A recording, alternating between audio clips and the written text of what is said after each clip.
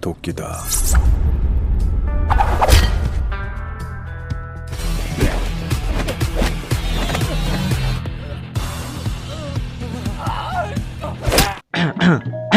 Halo sahabat Dohes, dimanapun Anda berada, bagaimana kabarnya? Gimana? Masih kental? Hihihihi. Kali ini saya akan membahas sebuah film yang berjudul The Killer tahun 2022, di mana film ini menceritakan seorang suami kaya raya yang sudah pensiun sebagai pembunuh bayaran, yang mana ia akan melakukan apapun itu demi istri tercintanya tersebut. Penasaran? Maka dari itu tenangkan pikiran dan hati Anda, karena yang datang pasti akan pergi, dan kepergian merupakan cara untuk kebahagiaannya sendiri.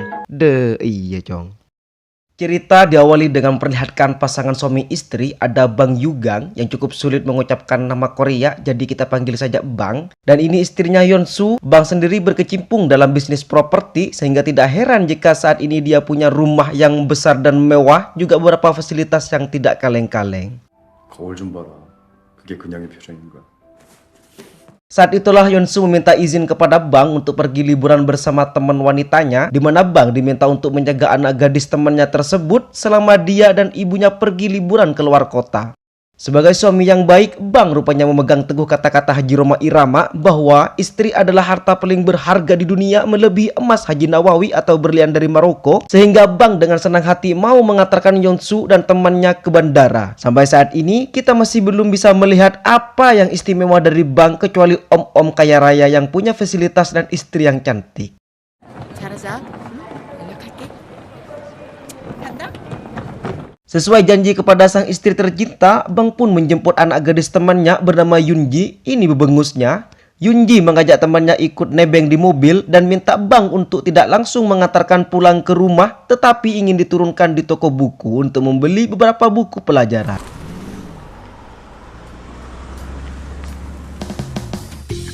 Dan kita akhirnya akan diperlihatkan sedikit dari keistimewaan si Bang ketika dia mampu menganalisa dan membuat hipotesa sementara saat bisa menebak jika Yunji tidak benar-benar pergi ke toko buku, melainkan akan nongkrong bersama teman-temannya. Sadar akan hal itu, Bang sama sekali tidak melarang atau memberi nasihat, dan justru malah memberinya uang jajan supaya Yunji mentraktir temannya tersebut.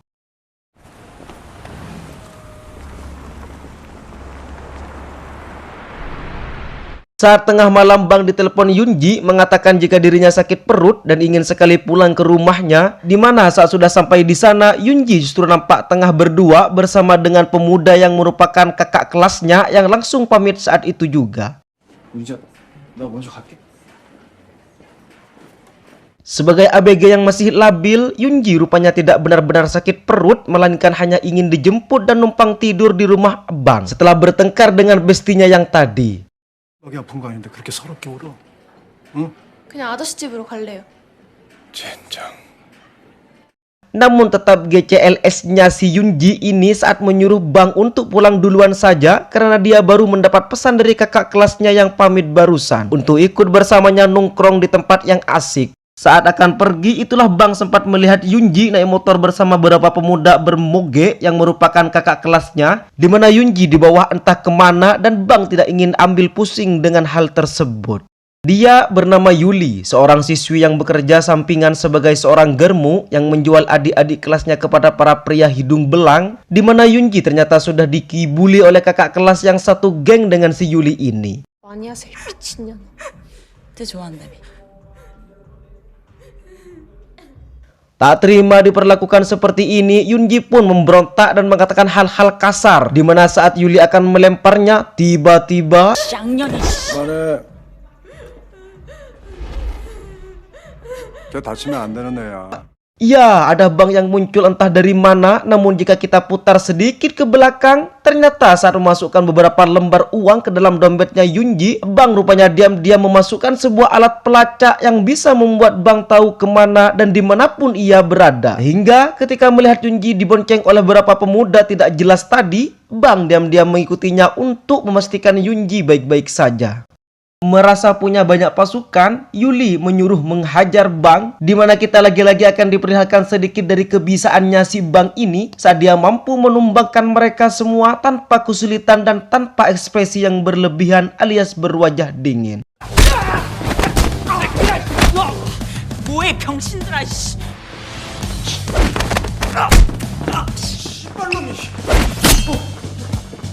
Yang menarik adalah ketika Yunji berhasil menusuk perutnya, Bang sama sekali tidak menunjukkan raut muka kesakitan atau kepanikan saat pisau menancap menembus perutnya. Yang kita tahu, orang biasa tidak akan berlagak seperti ini jika bukan karena punya ilmu kebal atau teguh sakilan, sehingga bisa dipastikan jika Bang bukanlah om sembarangan yang bisa dianggapnya remeh.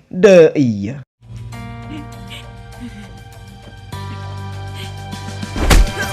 Keesokannya, Yunji akhirnya memutuskan untuk menginap di rumah Bang selama ibunya pergi liburan, di mana hal itu sebenarnya sangat tidak diinginkan oleh Bang yang lebih nyaman tinggal sendiri. Tapi mau gimana lagi, sang istri sudah menitipkan anak tersebut yang tentu saja Bang tidak bisa menolak permintaan istri tercintanya.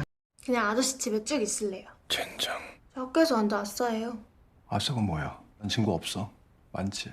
Saat malam hari ketika Bang dan Yunji lewat depan gedung, semalam terdapat banyak sekali polisi menjadikan gedung tersebut sebagai TKP. Yang ternyata semua orang yang dihajar oleh Bang semalaman sudah tewas. Rupanya ada orang lain yang membunuh para pemuda tersebut. Kecuali Yuli yang sepertinya itu dilakukan oleh organisasi atau kelompok tertentu yang tidak ingin bisnis jual beli wanita mereka terbongkar. Alhasil, kediaman Bang pun didatangi oleh seorang detektif kepolisian bernama, kita panggil saja si detektif, ini bebenguknya. Berdasarkan kamera CCTV sekitar, mobil Bang terlihat sempat melewati tempat kejadian perkara, di mana si detektif mengajukan beberapa pertanyaan yang memojokkan Bang dengan luar biasanya mampu membuat sebuah alibi yang baik, pertanda bahwa Bang sudah terbiasa menghadapi situasi dan interogasi seperti ini. 예. 그럼 오늘은 이만 일어나겠습니다. Tak lama setelah si detektif pergi, Yunji mendapat telepon dari Yuli mengancam akan menjerumuskan Bang ke penjara, di mana Yuli memiliki pisau yang sempat dipegang oleh Bang semalam yang pastinya akan menjadi barang bukti seolah-olah Bang pelaku pembunuhan tersebut. Yuli juga mengatakan bahwa sudah ada pelanggan yang menginginkan dan tertarik dengan Yunji, di mana dia meminta supaya Bang menyerahkan Yunji dalam waktu 1 kali 24 jam. Karena jika tidak, maka Yuli akan menyerahkan pisau tersebut kepada polisi. Dan terakhir, Yuli berterima kasih kepada Yunji karena dompet semalaman yang ada di tangannya, semua uangnya akan menjadi milik Yuli. 그녀한테 전해? 지갑에 있는 돈 잘 썼다고 이 개새끼야. Tak tinggal diam, Bang langsung membuka koper berisi gelang pelacak untuk dipakai oleh Yunji, sementara dia akan keluar sementara untuk mencari Yuli berdasarkan alat pelacak yang ada di dalam dompetnya.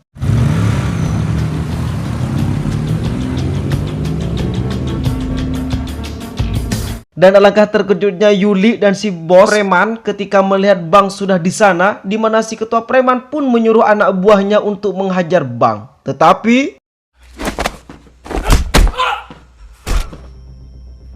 dengan wajah dingin tanpa ekspresi, Bang pun berhasil mengintimidasi Yuli dan si bos preman untuk diam tanpa kata. Di mana saat mereka menolak untuk menyerahkan pisaunya, Bang dengan santainya melukai si anak buah dengan cara memukul kepalanya menggunakan botol, bahkan menyayat tangannya menggunakan sebilah pisau. Sehingga ketika si bos merasa bahwa Bang bukanlah orang yang bisa diancam-ancam, si bos akhirnya menyerahkan pisau barang bukti tersebut. Dan ya, si bos dan Yuli berhasil berkabur ke belakang, di mana Bang justru mendapat serangan dari seseorang berkemampuan tinggi, entah siapa dia. Tapi Bang hampir saja terkena senjata sumpit portable yang mengharuskannya terlibat pertarungan dengan pria misterius tersebut.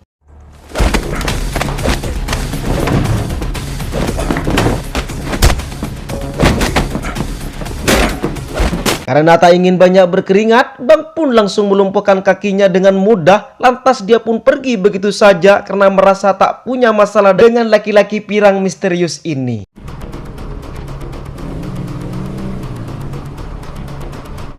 Saat pulang, Bang menemukan rumahnya sudah dalam kondisi acak-acakan, berikut dengan Yunji yang ternyata sudah diculik oleh orang-orang dari kelompok mafia yang memperkerjakan si Yuli. Dengan gelang pelacak yang sudah dipasang tadi siang, tak sulit bagi Bang untuk menemukan lokasi di mana dia berada saat ini. Di mana Bang akhirnya mulai serius dengan masalah ini, yang hal itu dibuktikan ketika dia kembali membuka koper berisi pistol yang biasa dipakai oleh seorang profesional.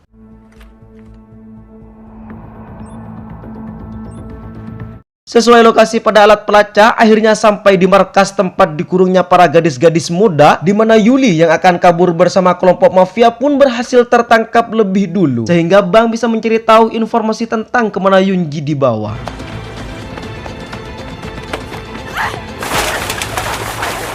Karena gelang pelacaknya sudah diketahui, Bang terpaksa membawanya kembali ke dalam. Di situ Yuli terpaksa membeberkan semuanya, dimulai dari hotel tempat para gadis ini akan dijual ke pelanggan. Berikut alasan kenapa mereka memilih siswi seperti Yuli sebagai germonya, karena siswi sekolah cenderung aman dan sukar terendus oleh pihak-pihak kepolisian. Saat Bang bertanya apa nama hotel tempat para gadis itu dijual, Yuli dengan sombongnya enggan menjawab pertanyaan tersebut, dan jika Yuli menganggap bahwa Bang tidak akan berani menyakiti seorang wanita, itu salah besar. Karena Bang dengan santainya menusuk paha Yuli hingga hampir menembus arterinya, sehingga Yuli akhirnya memberitahu nama hotel yang dimaksud.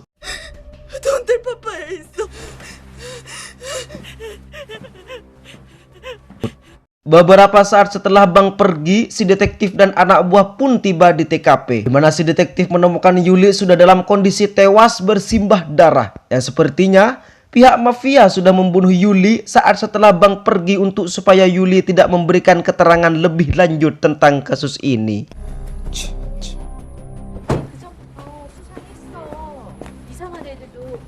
Bang sendiri akhirnya sampai di hotel yang dimaksud, di mana di situ dia langsung disambut oleh beberapa preman yang akan mengejarnya dan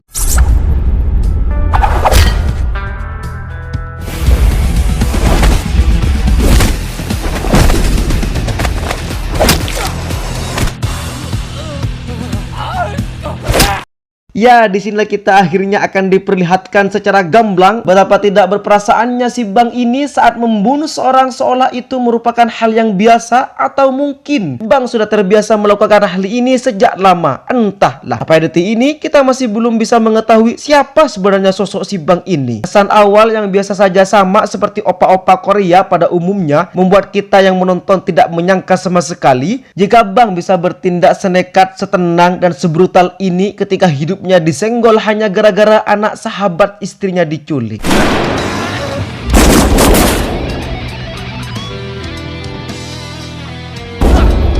Setelah membantai habis semua preman di hotel ini, Bang sengaja menyisakan 3 kroco untuk dimintai keterangan, yang lagi-lagi kita akan diperlihatkan dengan sikap Bang tidak bisa diajak kompromi dan tidak banyak basi-basi ketika dia langsung membunuh satu persatu dari mereka akibat lelet dalam memberikan keterangan. 어딨어? Berbeda dengan karakter-karakter utama di film lain yang kalau menggali informasi terkesan alot dan bertele-tele, Bang tidak ingin menggunakan cara seperti itu dengan langsung tembak kalau tidak mau bicara, sehingga satu kroco yang sudah kena mental pun bersedia untuk memberikan informasi, tetapi karena terlalu lelet juga, Bang pun menembaknya tanpa rasa belas sedikit pun. 저 진짜 몰라요. 정말이에요. Saat itulah muncul kembali si pirang misterius yang sempat menembaknya dengan sumpit besi, di mana si pirang ini rupanya penasaran dengan sosok Bang yang bisa dengan begitu mudahnya mengalahkan dia tempo hari. Dan yang menarik adalah si pirang dengan baik hati memberitahukan kemana Yunji dibawa, dan dengan percaya dirinya mengatakan bahwa percuma saja Bang mengetahui hal ini karena sebentar lagi Bang akan mati di tangannya.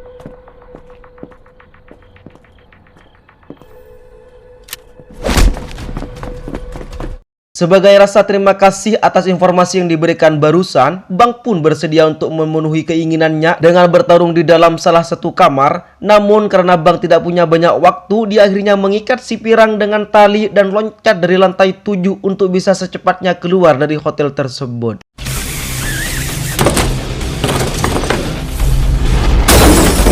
Tak diduga muncullah detektif yang menodong senjata kepadanya, di mana Bang dengan santainya merebut pistol beliau dan meminta untuk ikut ke pelabuhan tempat Yunji akan diekspor ke Rusia. Sampainya di pelabuhan, detektif pun diajak ugal-ugalan dengan cara menabrak mobil yang sedang membawa Yunji. Dan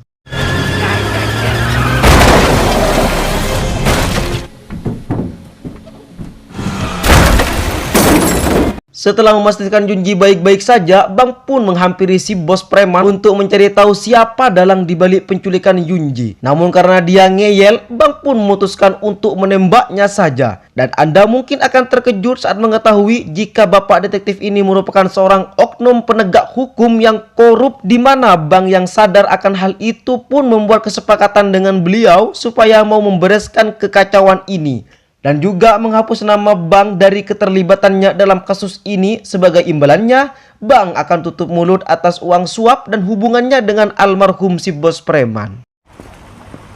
사람 수고하십시오.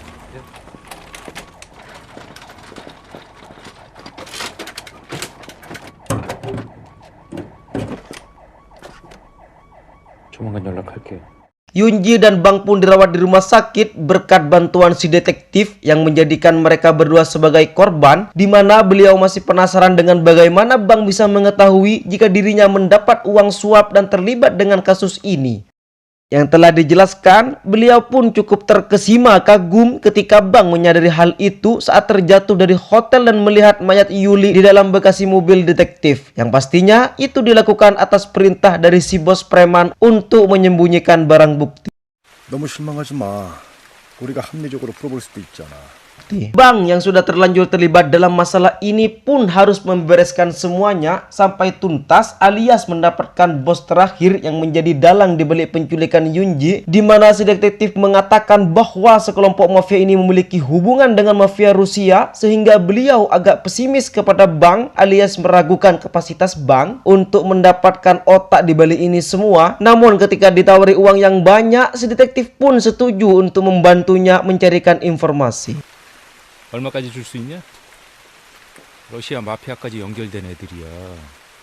Malamnya Bang ditelepon sang istri tercinta untuk bertanya kabar tentang dirinya dan Yunji, di mana Bang mengaku semuanya masih baik-baik saja supaya Yonsu tidak khawatir dan bisa liburan dengan tenang bersama ibunya Yunji. Terlepas dari aksi brutal dan masa lalu yang masih misteriusnya, Bang nampak sangat sayang sekali kepada Yonsu, sang istri tercinta, di mana hal itu juga menjadi alasan kuat kenapa Bang ingin menuntaskan masalah ini secepat mungkin, karena jika tidak dibersihkan sekarang juga, para mafia ini tentu tidak akan tinggal diam dan pastinya akan mencari pelaku yang telah membantai antek-antek dan bisnisnya. Hingga daripada membahayakan sang istri, untuk kedepannya Bang memilih untuk menyelesaikan masalah ini sampai ke akar-akarnya. Tak lama Bang pun ditelepon si detektif yang sudah mendapatkan nama orang yang menjadi dalang di balik penjualan gadis-gadis muda ini. Dia bernama Park, seorang pengusaha jual beli gadis Korea dan diekspor ke Rusia, di mana Park langsung dikejutkan oleh kemunculan si Bang yang sekonyong-konyong langsung membantai seluruh anak buahnya.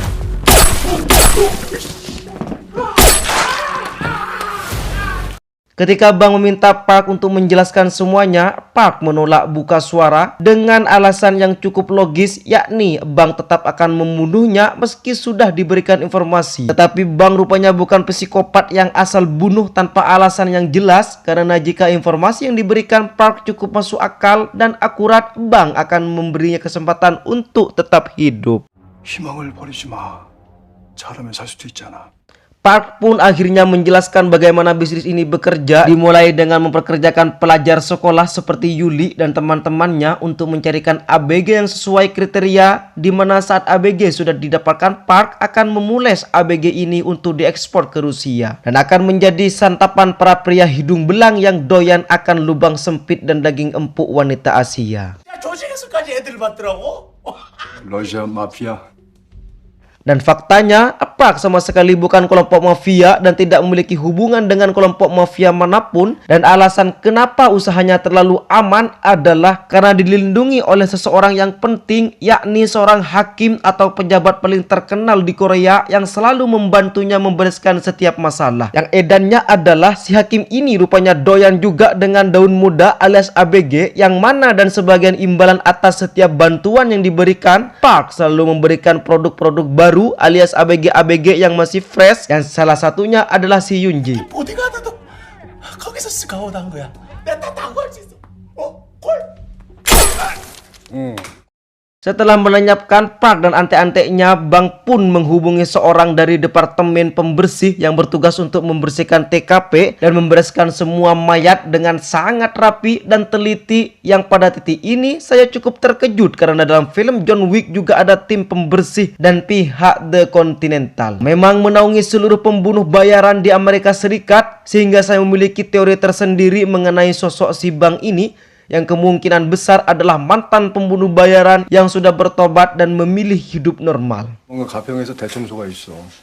당신이야말로 은퇴했다는 소리를 들었는데 Tak lama memiliki akses ke departemen pembersih, Bang juga punya akses ke seorang ahli senjata yang memiliki berbagai senjata api, di mana Bang meminta sebuah senjata api jenis sniper, lebih tepatnya M200 Intervention buatan Amerika Serikat, berikut dengan peredamnya.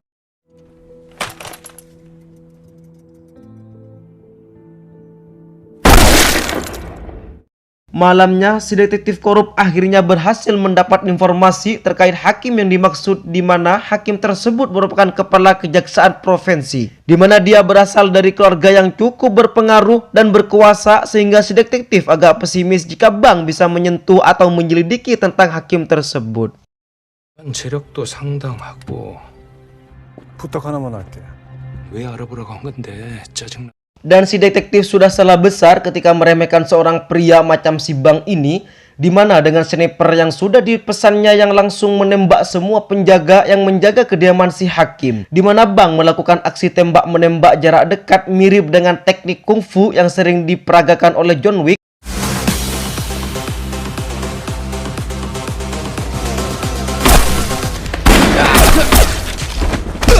렉스.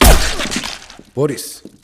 Saat itulah Bang kembali harus berhadapan dengan si Pirang alias pengawal pribadinya si hakim, di mana si detektif juga muncul di sana untuk turut membantu Bang dalam aksi baku tembak tersebut. Tapi tiba-tiba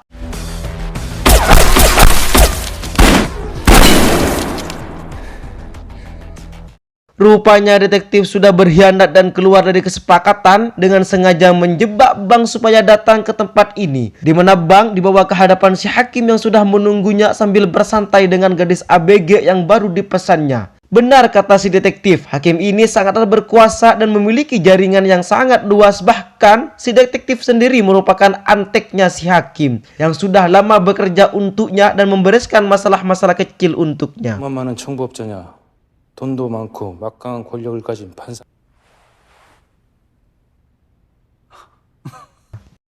Si detektif pun disuruh untuk membereskan masalah ini dengan melenyapkan si Bang seolah kematiannya adalah seolah bunuh diri, di mana Bang dibawa ke ruangan lain sementara si hakim akan bersenang-senang dengan ABG yang masih berwarna pink tersebut.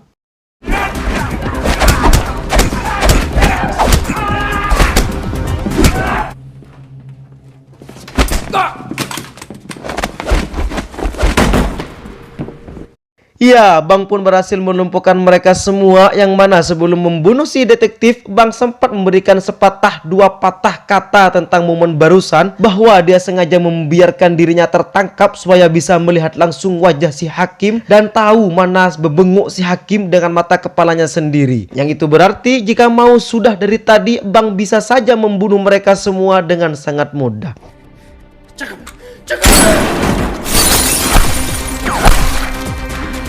Dan inilah saatnya final battle, di mana si Pirang masih saja penasaran ingin menguji kemampuan dirinya dengan bertarung dengan seorang pembunuh paling terkenal, di mana mereka berdua melakukan pertarungan yang sangat epik dan beradrenalin, sehingga membuat kita ingin menonton akan merasakan jiwa-jiwa brutal yang muncul dari dalam sanubari pori-pori tubuh kita yang menggebu-gebu, dan itu nyaman.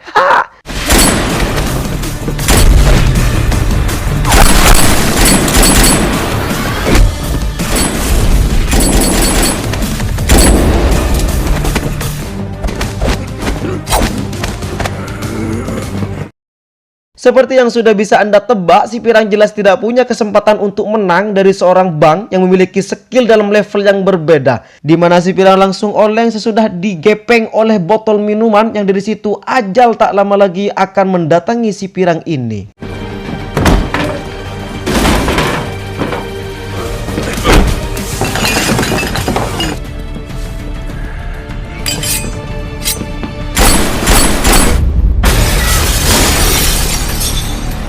Setelah semua anak buahnya habis, benar-benar habis tak tersisa, si hakim yang di awal tampak judes dan merasa besar kepala pun kini langsung ciut ketika harus berhadapan langsung dengan Bang. Dimana gugup dan gemetaran nampak sekali terlihat, dan ini sangat memuaskan dan menyenangkan sekali untuk saya pribadi. Bahkan untuk duduk saja si hakim harus menunggu perintah dari Bang yang santai ini. 어차피 올 사람도 없으니까.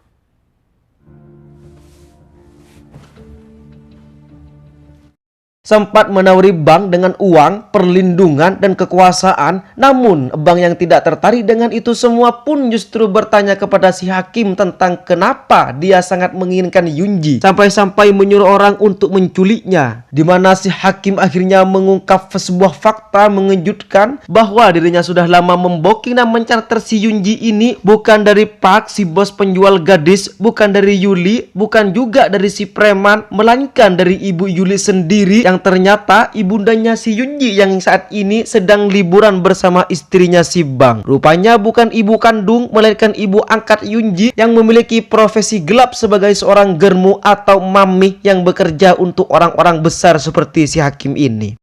Dikira akan dibiarkan hidup, si hakim tertawa ketika Bang tertawa, bahkan ikut berdiri ketika Bang mulai berdiri, tapi tiba-tiba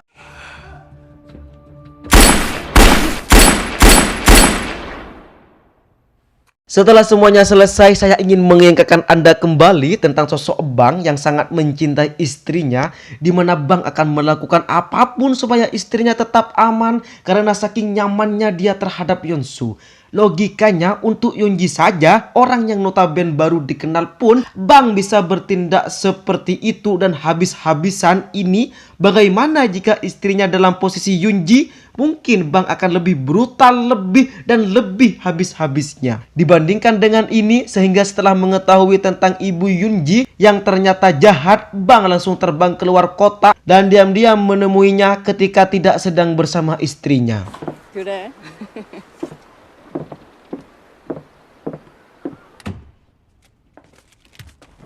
Bang pun menanyakan alasan kenapa dia bisa berteman dengan istrinya dan mengajaknya liburan keluar kota. Di mana si ibu ini sengaja mendekati Yonsu setelah mengetahui jika suaminya si Bang ini adalah orang kaya yang punya banyak rumah, yang berarti beliau hanya ingin memanfaatkan karena kekayaannya saja. Dan ingat, Bang bisa sangat kejam sekali jika ada seseorang yang menyentuh atau berniat jahat kepada sang istri tercinta. Sehingga saat sudah berada di tempat sepi, Bang langsung nembak si ibu ini yang jasadnya segera dibereskan oleh tim dari departemen pembersih yang menaungi seluruh kelompok pembunuh bayaran yang ada di negara Korea.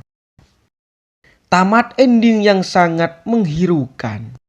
Dan terlepas dari kebrutalan yang dilakukannya, Bang masih tetap seorang suami konvensional pada umumnya, di mana dia takut jika istrinya khawatir, takut jika istrinya tahu tentang masalah ini sedang dihadapi, takut jika istrinya dalam bahaya, dan takut akan istrinya tahu tentang masa lalunya dia sendiri. Sehingga pesan yang kita ambil dari film ini adalah pasangan suami istri harus berperan seperti dua sayap pada seekor burung yang sama. Keduanya harus bekerja sama atau pernikahan mereka tidak akan pernah sampai ke permukaan. B.J. Habibie.